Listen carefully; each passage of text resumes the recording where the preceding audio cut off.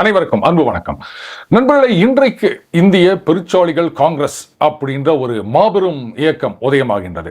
Sir, அந்த கட்சியுடைய தலைவர் யாரு, அந்த கட்சியுடைய அந்த ஹெட் குவார்டர்ஸ் எங்க இருக்குது, அதெல்லாம் கேட்காதீங்க. ஏன்னா இந்த பெருச்சாளி அப்படின்றது பெரும்பாலும் சாக்கடைக்குள்ளதான் இருக்கும். நம்ம தேடும் போது கிடைக்காது, நம்ம எதிர்பார்க்காத நேரத்தில் திடீர்னு வந்து முளைக்கும். அந்த மாதிரி இந்த கட்சியுமே அந்த விர்ச்சுவல் ஸ்பேஸ் அதில் தான் இருக்குது. அந்த அட்ரஸ் கூட கேட்காதீங்க, அந்த அளவுக்கெல்லாம் நமக்கு வசதி இல்லை. வரும் விரைவிலேயே பெருச்சாளி தலை காட்டும் அப்படின்னு வச்சுக்க வேண்டியதுதான். இந்த பெருச்சாளி, பெருமைமிகு பெருச்சாளி கட்சியுடைய அந்த கொள்கைகள் அதெல்லாம் பார்க்கறதுக்கு முன்னாடி அந்த கரப்பாம்பூச்சிகளை பற்றி கொஞ்சம் வேளாவாரியாக சுருக்கமாக வழக்கம் போல பார்க்கலாம் அப்படின்னு. திடீர்னு பார்த்தீங்கன்னா காக்ரோச் ஜனதா பார்ட்டி அப்படின்ற ஒரு கட்சி உதயமாகின்றது. அவங்க என்ன சொல்றாங்கன்னா, சீஃப் ஜஸ்டிஸ் ஆஃப் இந்தியா அவர் வந்து வேலையில்லாத இளைஞர்களை எல்லாம் காக்ரோச்னு சொன்னாரு. ஆமா, நாங்க வந்து கரப்பாம்பூச்சி தான் அப்படின்னு இந்த கட்சியை ஆரம்பிச்சதா சொல்றாங்க. அண்டு இதுக்கு வந்து மில்லியன்ஸ் கணக்கில் ஃபாலோயர்ஸ் இன்ஸ்டாகிராம். இன்னைக்கு எல்லாமே அப்படிதானே ஓடிட்டு இருக்குது. ஒரு 10 மில்லியன் நாங்க, 12 மில்லியன் நாங்க, இப்போ ஏதோ 22 மில்லியன் அப்படின்லாம் சொல்லினுக்கிறாங்க.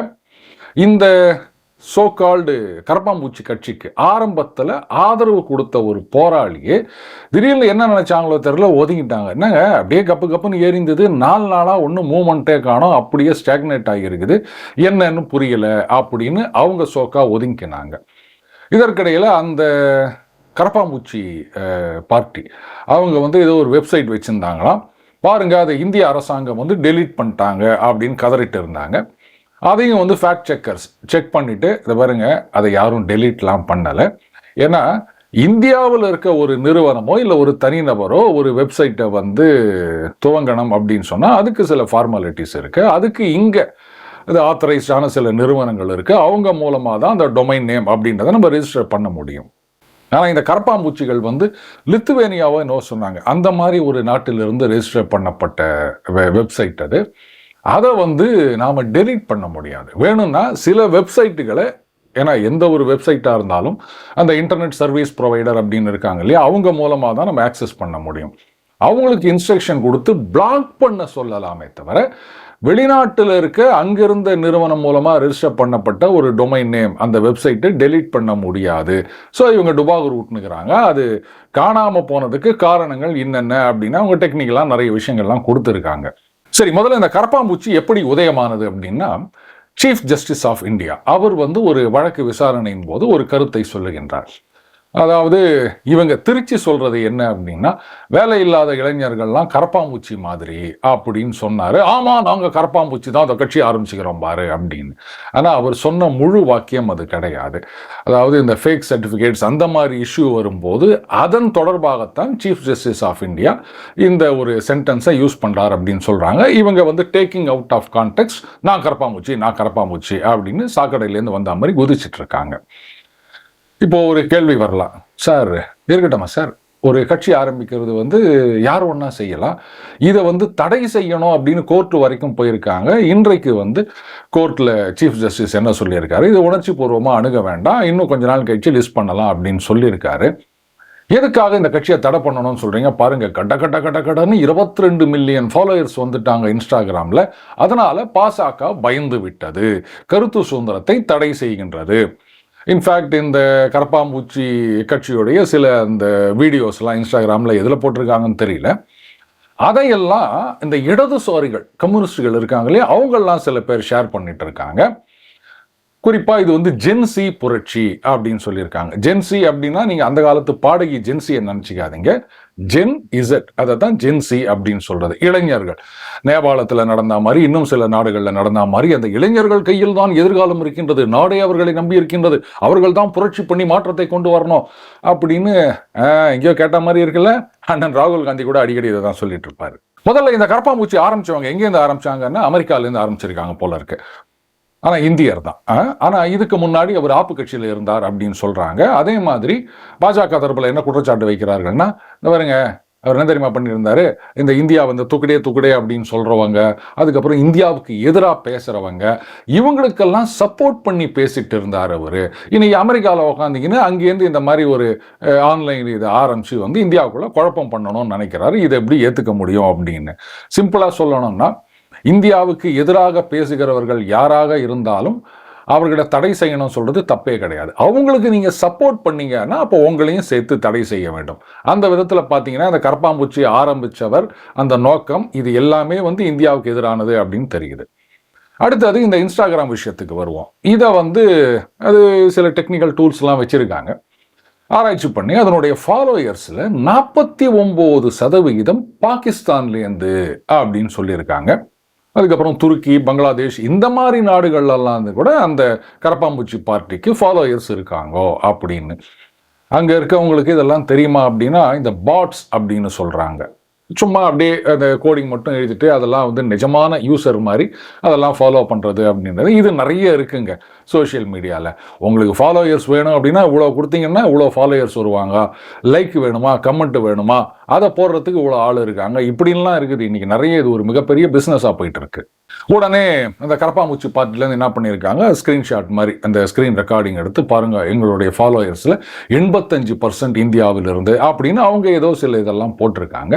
பட் Grok அந்த ட்விட்டர் எக்ஸ் இருக்கு இல்லையா, அதுவே வெரிஃபை பண்ணி ஆமாமா அந்த 49% அப்படி பாகிஸ்தானிஸ்ன்றது நிஜம்தான் அப்படின்னு அது சொல்லிவிட்டது.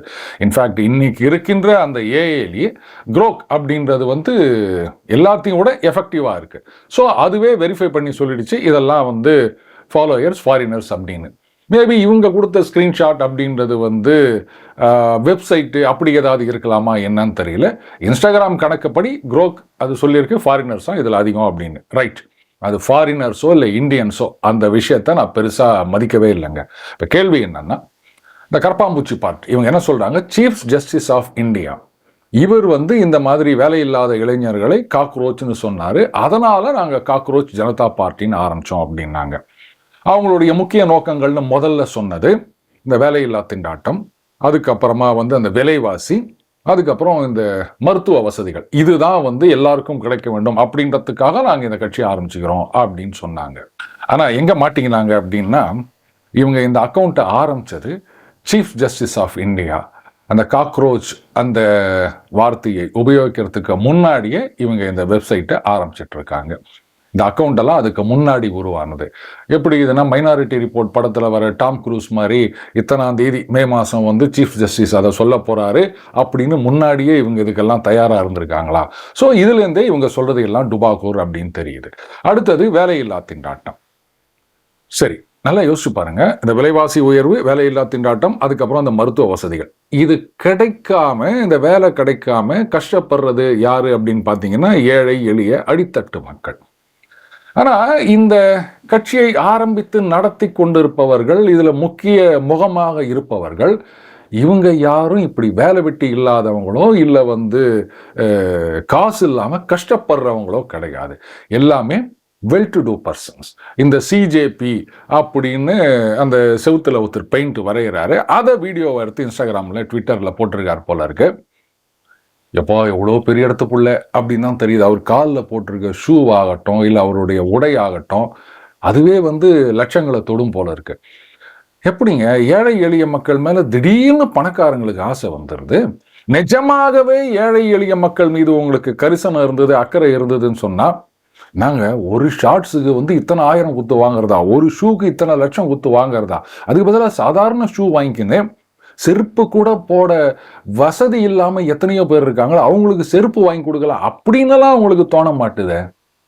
சரி, நிஜமாகவே மக்கள் பிரச்சனைகளுக்காக போராட வேண்டும் அப்படின்னு சொன்னா, இந்த கரப்பாம்பூச்சி பார்ட்டி திடீர்னு என்ன பண்றாங்க, நீங்கள்லாம் வந்து பிஜேபியை ஃபாலோ பண்றதை நிறுத்துங்கோ, அன்ஃபாலோ பண்ணுங்கோ அப்படின்னு ஒன்று சொல்றாங்க. ஏங்க இந்த வேலையில்லா திண்டாட்டம், விலைவாசி உயர்வு அண்ட் மருத்துவ வசதிகள், இதெல்லாம் என்ன பாஜக மட்டும்தான் காரணமா, இல்லை மத்திய அரசாங்கம் மோடி மட்டும்தான் காரணமா?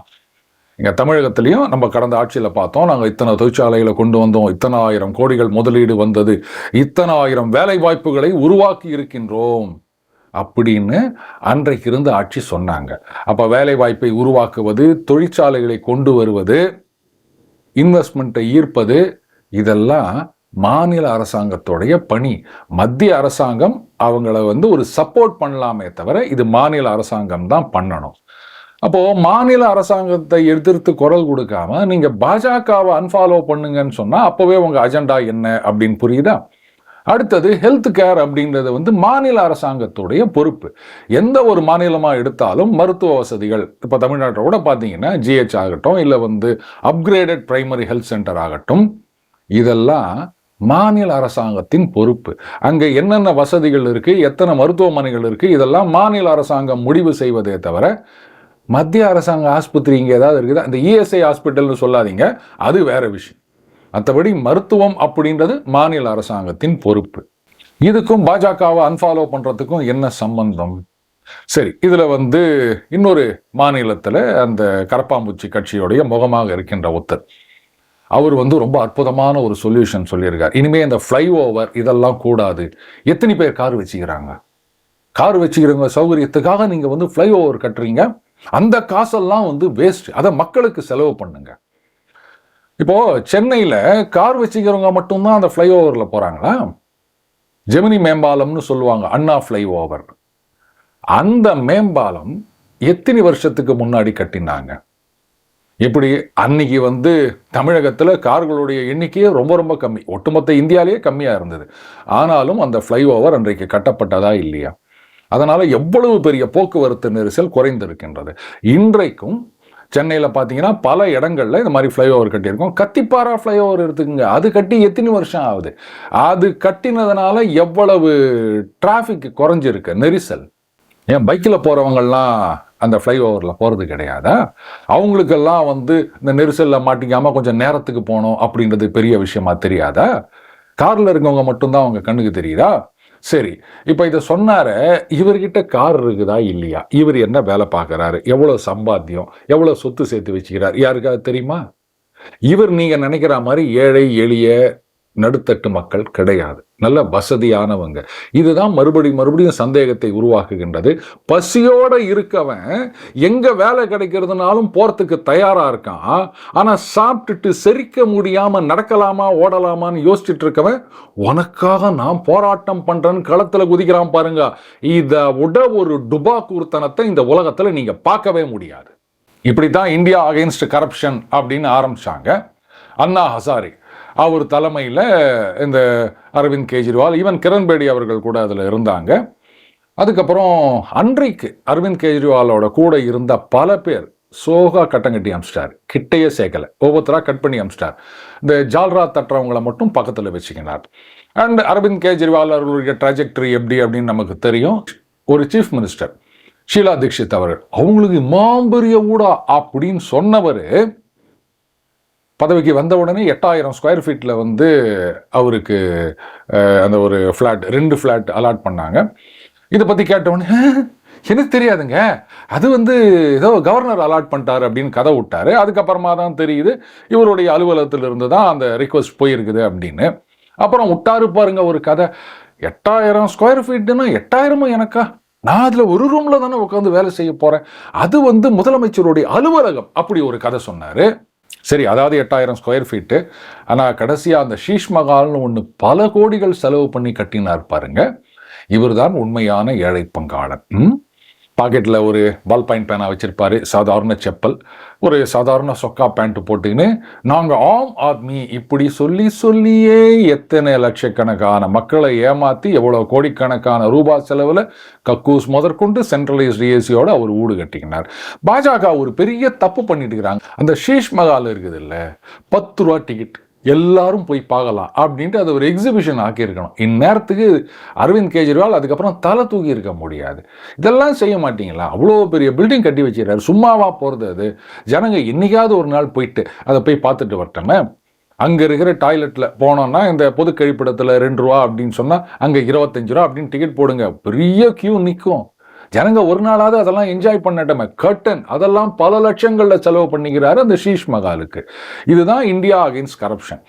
இந்த இந்தியா அகைன்ஸ்ட் கரப்ஷன் இது தமிழகத்திலையும் சில பேர் நிஜமாகவே ஊழலை ஒழிக்கணும் அப்படின்ற ஒரு எண்ணத்துல அவங்களுடைய அந்த அரவிந்த் கெஜ்ரிவாலுடைய உண்மையான எய்ம் தெரியாம இங்கேயும் அவங்க ஏதோ ஒரு குழுவை ஆரம்பிச்சாங்க. எலெக்ஷன்ல நிக்கணும் அப்படின்னு வரும்போது ஒருத்தருக்குள்ள குழப்பம், சுத்தமா அந்த ஐடியாவே காணாம போயிடுச்சு. அண்டு ஐஏசி தமிழ்நாடு சாப்டர்ல இருக்கவங்கலாம் இப்ப எங்க இருக்காங்கன்னு யாருக்குமே தெரியாது. அந்த ஊழலை ஒழிப்போம் அப்படின்றத பத்தி யாரும் பேசுறதே கிடையாது. சரி, இப்ப அந்த ஜென்சிக்கு வருவோம். அந்த இடதுசாரி இயக்கங்களோ இல்ல புள்ளி கூட்டணியில் இருக்க மற்றவங்களோ திருப்பி ஜென்சி புரட்சி இப்படியே சொல்லிட்டு இருக்காங்க. ஜென்சி அப்படின்னா ஒரு 20 to 30 வயதுக்குள் இருக்கின்ற இளைஞர்கள் அப்படின்னு நம்ம அசியூம் பண்ணிக்கலாம். ஆனா இவங்க கட்சியில முக்கியமான பதவிகளை கொடுக்கறது, தலைமை பதவிகளை கொடுக்கறது, இதெல்லாம் வந்து இந்த 20 to 30 வயசுல இருக்கவங்களுக்கு தான் கொடுத்துட்டு இருக்காங்களா? ஏதோ ஒரு கணக்குக்கு யாருக்கோ ஒரு எம்எல்ஏ சீட்டு கொடுத்துட்டு இல்ல ஒரு மேயர் சீட்டு கொடுத்துட்டு இல்ல ஒரு மந்திரி பதவி கொடுத்துட்டு பார்த்தீங்களா இளமையானவர்களுக்கு அவங்க வந்து பதவி கொடுக்குறாங்க அப்படின்னு சொல்றது கிடையாதுங்க. உண்மையிலேயே நீங்க ஜென்சியை ஆதரிக்கின்றீர்கள், அவங்க தான் புரட்சி பண்ணி மாற்றத்தை கொண்டு வரணும், நாட்டை காப்பாற்றணும் அப்படின்னு நினைச்சீங்கன்னா ஒதுங்கி இருங்க. ஜென்சி நீங்க கட்சி ஆரம்பிங்க. நாங்க இந்த புள்ளி கூட்டணியில உங்களை ஆதரவு கொடுக்கிற யாருமே நாங்க தேர்தலில் போட்டி போட மாட்டோம், பாஜகவை நீங்களே ஜெயிச்சு நீங்க ஆட்சிக்கு வாங்க, அந்த மாற்றத்தை கொண்டு வாங்கன்னு சொல்லுவீங்களா? அவங்க கலாட்டா பண்ணணும், பிரச்சனை பண்ணணும், குழப்பம் பண்ணணும், எங்க பார்த்தாலும் போராட்டம் பிடிக்கணும், இதனால பாஜக ஆட்சியை விட்டு போனோம், நாங்க ஆட்சிக்கு வர வேண்டும். தயவு செஞ்சு யாரும் ராகுல் காந்தியும் ஜென்சி தான் அப்படின்னு சொல்லி போடாதீங்க, கடுப்பாயிருவான் நான். ஏன்னா அவர் ஜென்சி அப்படின்னா நான் ஜென்சி பிளஸ்ன்னு தான் சொல்வேன். ஏன்னா என்னோட 2 வயசு பெரியவர் அவர். இந்த மாதிரி ஜென்சி இவங்க கையில தான் நாட்டை கொடுக்கணும், துடிப்பான இளைஞர்களால் மட்டும்தான் வந்து நாட்டை வேகமாக முன்னேற்ற பாதையில் கொண்டு செல்ல முடியும் அப்படின்னு ஃபயர் விட்டுங்கிற ஃப்ரெண்டு ஒருத்தர்கிட்ட பேசிட்டு இருந்தாங்க. ஏன்பா உன் பையனுக்கு தான் 22 வயசு ஆயிடுச்சு, அவரும் ஜென்சி கேட்டகரியில் தான் வர்றாரு. நாளைக்கே வந்து ஒரு பெண்ணை அழைத்து வந்து அப்பா இந்த பொண்ணு தான்ப்பா நான் கல்யாணம் பண்ணிக்க போற பொண்ணு அப்படின்னு சொன்னா நீ என்ன பண்ணுவேன்னு கேட்டேன். உளையர்னு ஒரு அறை விடுவேன் அப்படின்னாரு. ஏன் யா அப்படின்னு. பின்ன கஷ்டப்பட்டு வளர்த்து படிக்க வச்சு ஆளாக்கி வச்சுக்கிறேன், எனக்கு தெரியாம இவனே ஒரு பொண்ணை செலக்ட் பண்ணிட்டு வந்து கல்யாணம் பண்ணி வைன்னு சொல்லுவானா, அப்புறம் நான் எதுக்கு இருக்கேன் அப்பனா அப்படின்னாரு. சரி ரைட்டுங்க, நீங்க வந்து ஒரு கம்பெனி நடத்திட்டு வரீங்க, உங்களுக்கும் 58-60 வயசு ஆயிப்போச்சு, பையன் கையில பொறுப்பை ஊத்துட்டு நீங்க பாட்டுக்கு அப்படியே ஜாலியா ஊரா சுத்திட்டு இருக்க வேண்டியதானே. என்னங்க 22 வயசு, அவனுக்கு என்னங்க தெரியும் கம்பெனியை பத்தி?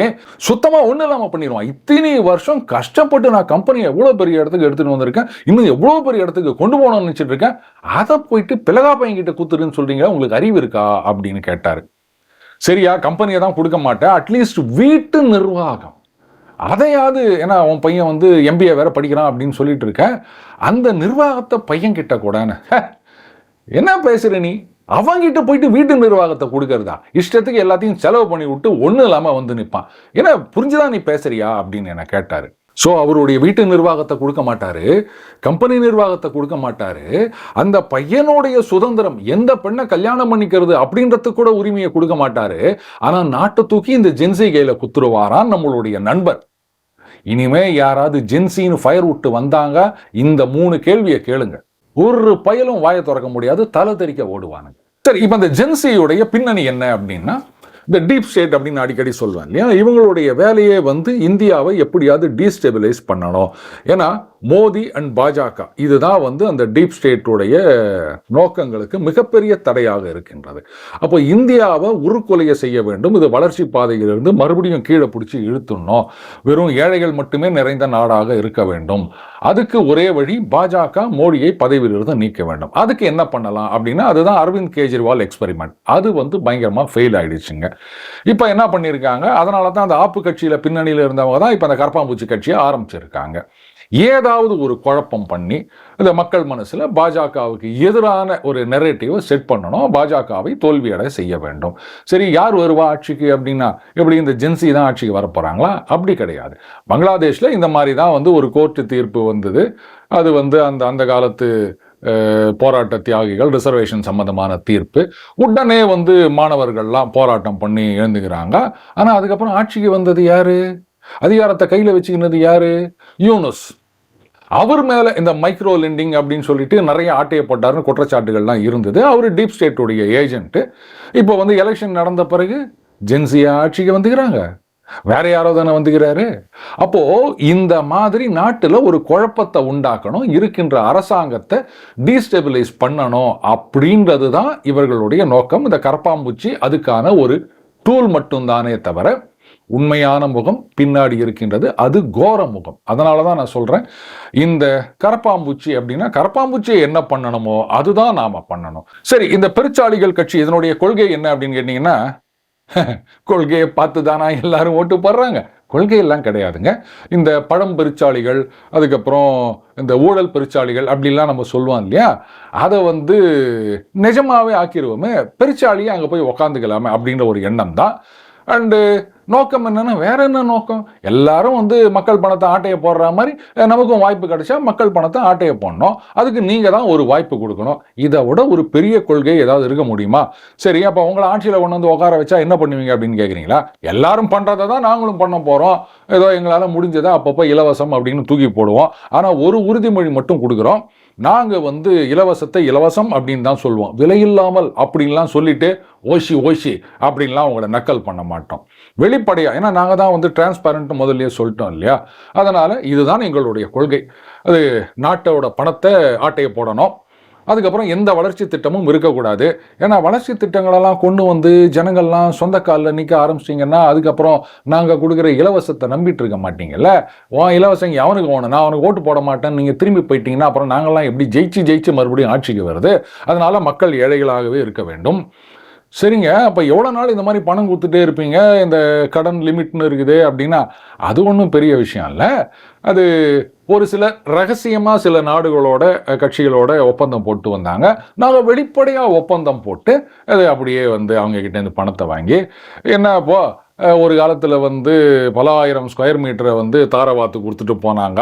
அதையெல்லாம் இன்னைக்கு யாராவது கேட்குறாங்களா? நாங்கள் தான் தேசத்துக்காக பாடுபட்டோன்னு அந்த கும்பல் இன்னும் சொல்லிட்டு தெரியுது. அப்படி இருக்கச்சே நாங்கள் அப்பப்போ வேணும்னா கொஞ்சம் அப்படியே டிரான்ஸ்பரண்ட்டாக அந்த நாட்டுக்கு கொடுத்துட்டு அதுக்கு பதிலாக பணத்தை வாங்கி உங்களுக்கு இலவசம் கொடுப்போம். நல்லா இருக்குதுல்ல இந்த கொள்கை. ஜோக்ஸ் அப்பார்ட், இந்த மாதிரி யாராவது வெளிப்படையாக சொன்னால் பரவாயில்லப்பா, அவன் ஹானஸ்டாக எல்லாத்தையும் வெளில சொல்கிறான், மற்றவங்க ஒளிவு மறைவாக பேசுகிறாங்க, அதனால் இவனுக்கு ஓட்டு போடு அப்படின்றது கூட நடக்கலாம் இந்த நாட்டில். அதனால தான் முதலியே சொல்லிடுறேன், இந்த பெருச்சாளி அப்படின்றது ஒரு கற்பனையான உருவகம், வேற ஒன்றும் கிடையாது. கரப்பாம்பூச்சியும் சாக்கடையிலேருந்து வருது, இந்த பெருச்சாளியும் சாக்கடையிலேருந்து வருது, ரெண்டுமே சாக்கடை தான் அப்படின்னு உங்களுக்கு புரிய வைக்கிறதுக்காகத்தான் இந்த கட்சி அப்படின்றத பற்றி நான் சொன்னேன். இதை நம்பிக்கின்னு யாராவது இந்த கட்சியில் என்ன உறுப்பினராக சேருங்க, எனக்கு ஒரு சீட்டு வாங்கி கொடுங்க அப்படின்லாம் கதவை தட்டாதீங்க. நாங்கள் பெருசாக பூட்டு போட்டுட்டோம். மீண்டும் அடுத்த பதில் சந்திப்போம். வணக்கம்.